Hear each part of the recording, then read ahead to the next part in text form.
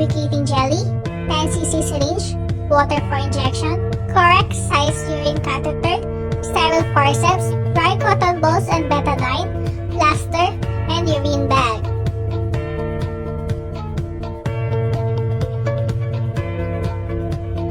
Provide privacy and explain the procedure to the client. Catheter by sliding the tip first. Don't forget to prep first for the cotton buds. How? Circular motion. Alright? How? If the pen is still not circumcised, you have to retract the, what do you call the skin? The foreskin. Okay, you have to retract that one. You have to one. And then Again. two.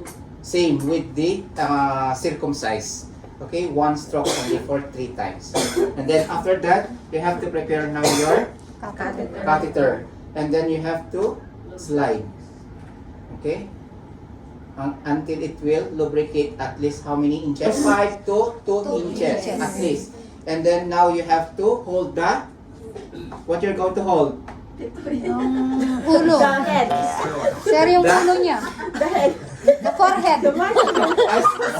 I saw some girls, they're very shy to have a demonstration. A virgin effect! You have to insert. Okay? Okay. Slowly, until you have to Hoy, lumampas. insert. Yeah, until here. Okay, you have to insert here. And then if you see already the backflow of the urine, you have to stop. And then advance. Okay? At least 1.5 advance. Huh? Okay? You have to hold like this, okay? And then you have to prepare how many cc or ml? 10 ml. Okay. So this is your 10 ml. And then where you're going to put? In this side. So you have two connector. Okay? This is for your urine bag. This is your for your distilled. Okay? Or NSS. Okay? You have to insert slowly. You have to put 10. You see? It was already heavy balloon. So I will put only 5. Maybe it will sasabog siya. So you have to pull it out to check if already inflamed the balloon. Okay? If because this is the Ayan yung anchor. ano, Okay? So that it will not going out the Para hindi catheter. lalaglag. Okay? So it was already, meaning it was already intact. Now you have to advance again 1.5 to 2 inches. And then that's it. You have to, you have to secure in this part for the thigh so that it will not moving. Alright? And after that, you have to insert now the urine bag. You have to put this one. Okay. And then you have to Hang. put the Urine from the bag. bedside. You have to coil only. Okay? You have to coil and then you have to hang from the, and now you have to every 3 hours the output you have to irrigate the urine bag. You have to remove. So you can Sir, make how to remove that? You have to, this is the open, you have to pull this one down, okay? And then you have to push this one to open. So the water, the urine will going out. And then if you're going to close, you have to push, okay, again. And then you have to lock this one again. So this is the close one, okay, for the urine. And then you have to count the ml. Or if there's an order, every 3 hours. Sir, kung sakali saan nilalagay yung ihi? Dadalhin ba yan sa ano? You have to have the bottle. You have your, maybe you're going to, it depends for the doctor if they will put in the laboratory or you have to discard. Dispose. Okay, dispose in the washroom. Alright? So that's how you're going to irrigate the urine bag. And then for the urine bag, you can change at least 3 days. 3 days. Yeah, 3 days for the urine bag. And then If you change the whole system, not only the urine. yeah, it's possible. Okay, you have to change everything. But sometimes it's very expensive, this one sometimes. So money wise, so they are going to put at least 1 week after changing. But the urine bag you have to change every after 3 days or 2 days. Depends if you have a lot of urine bag stock. Okay, and then how you going to remove if the doctor's order already? Okay, you can remove the catheter of your patient. You have to take only the syringe and then remove the NSS. Okay, for the NSS you have to pull, you have to remove. Okay, make it sure that you have to remove all the water. Okay, now let double check again. Okay, 2 times. No more water. That's it. And then you have to slowly to pull out the catheter. It's very easy. It's not already difficult. Okay, it's not painful. Okay, that's how you're going to insert the catheter. So now let's go to your condom. So how you're going to sanitize the condom? Because you are going to insert until here. All right. So water and antiseptic. Okay. So you have to make your cotton bonds or gauze bandage or any towel that it is clean and then it was useful for the cleaning. Okay, it depends. So how you going to wipe from the top here going down, and then you have to wash again, and then here until from the scrotum here. Okay, so one stroke until it will. If the patient not circumcised, you have to retract and then remove the cheesy like, yeah, cream cheese. Now you have to prepare your urine bag. You have to insert quickly, okay, and then you have to put in the bedside, and then you have to coil it quickly. And now you have to, how many inches? The space. You're not going to 1 to 2 inches pa rin. isagad, ha? Huwag ninyo isagad yung, you have at least space 1 from the inches. head of your penis. Okay? At least 1.5. Okay, 1.5 I think. Okay? So 1 you to have 2 to din eh. slide it down. Okay? Okay, for the last part, you have to put a double-sided here. That's a tape here. Okay? Not tight, not too loose.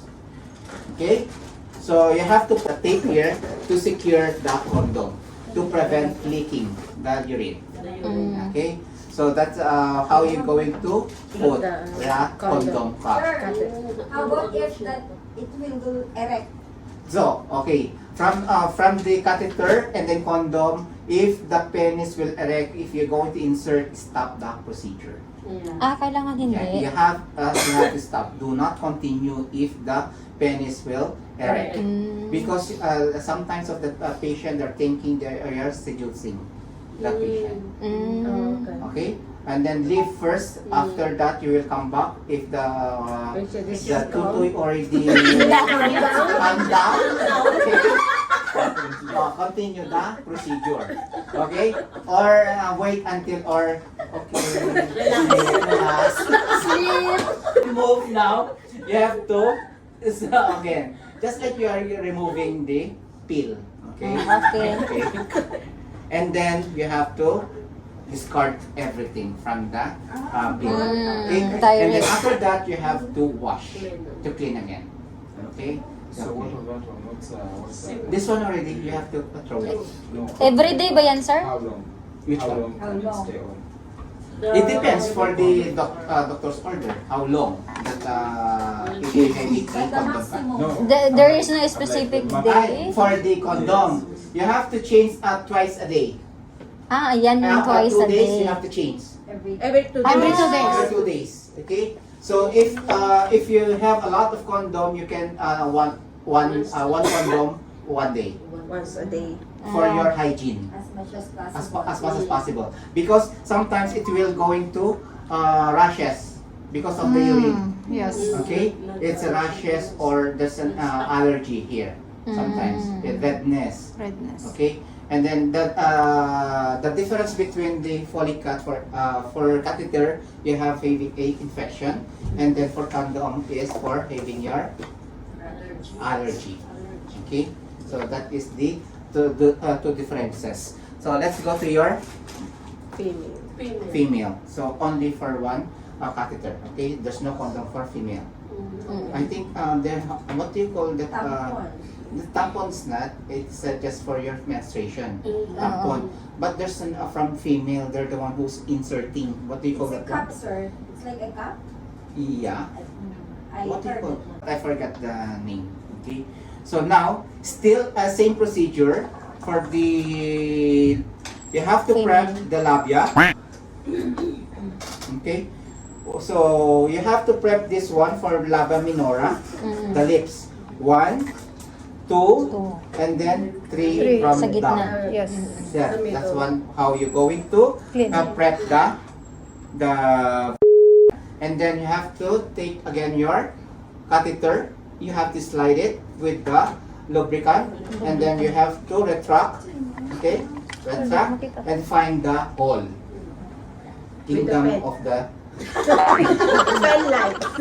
to insert. Now it was already insert, and then little by little, and then do not insert all the catheter because the urethra only of the female have shorter.